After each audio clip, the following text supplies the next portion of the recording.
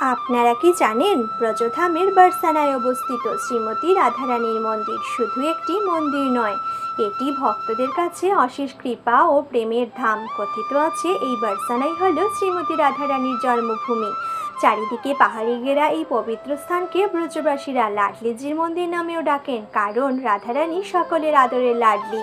শাস্ত্রে বলা হয়েছে শ্রীকৃষ্ণ ভক্তদের প্রেম দেন, কিন্তু সেই কৃষ্ণ প্রেম পাওয়ার পথ দেখান শ্রীমতী রাধারানী। তাই ব্রজে একটি কথা খুবই বিখ্যাত, রাধারানীর কৃপা ছাড়া কৃষ্ণকে পাওয়া অসম্ভব। আজও হাজার হাজার ভক্ত বারসানায় এসে শুধুমাত্র একবার রাধে রাধে নাম উচ্চারণ করেই অদ্ভুত শান্তি অনুভব করেন।